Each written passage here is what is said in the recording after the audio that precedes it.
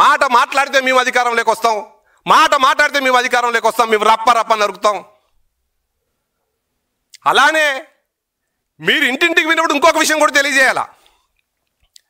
రప్ప రప్ప మీ బాబాయిని నరికిన విధానం ఎట్లాడుతో అది కూడా తెలియజేయండి. నరికిన వాళ్ళని 5 సంవత్సరాలు ఏ విధంగా కాపాడారో అరెస్ట్ కాకుండా అది కూడా తెలియజేయండి.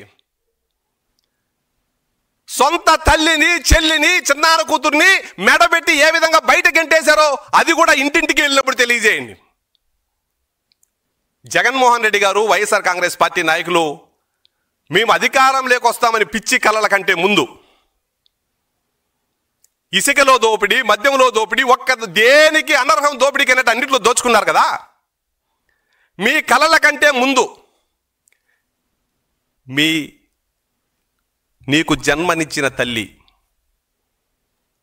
నువ్వు మోసగాడవని కోర్టులో అఫిడవిట్ వేసింది వాస్తవం అవునా కదా? దానికి సమాధానం చెప్పండి. ప్రజలకు వెళ్ళినప్పుడు, ఇంటింటికి వెళ్ళినప్పుడు అది సమాధానం చెప్పండి. నీ రక్తం పంచుకు పుట్టిన చెల్లి ఇంటింటికి పోయి జగన్మోహన్ రెడ్డి మోసగాడు, నా అక్కలు చెల్లెళ్ళు అంటున్నాడు, సొంత చెల్లిని నన్ను మోసం చేశాడని ప్రతిరోజు చెప్తుందే, దానికి సమాధానం చెప్పు.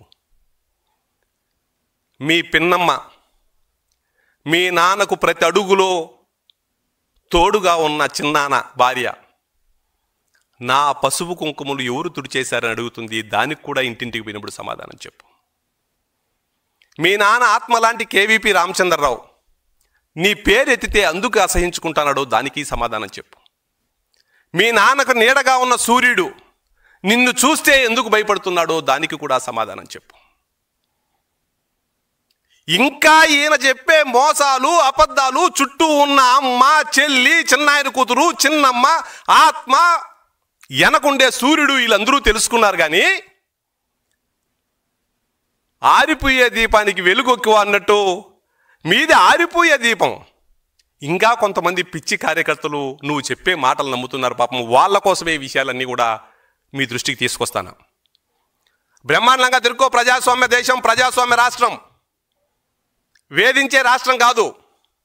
మీ మాదిరి వేధింపులు లేవు మా దగ్గర. ఇంటింటికి పోయినప్పుడు మాత్రం నేను అడిగిన క్వశ్చన్లకు అన్నిటికీ సమాధానం చెప్పాలి. లేకపోతే ప్రజలకు నువ్వు చేసిన మోసం, కూటమి ప్రభుత్వం చేసిన మేలు తెలియజేయాలని కోరుకుంటూ సెలవు తీసుకుంటున్నా.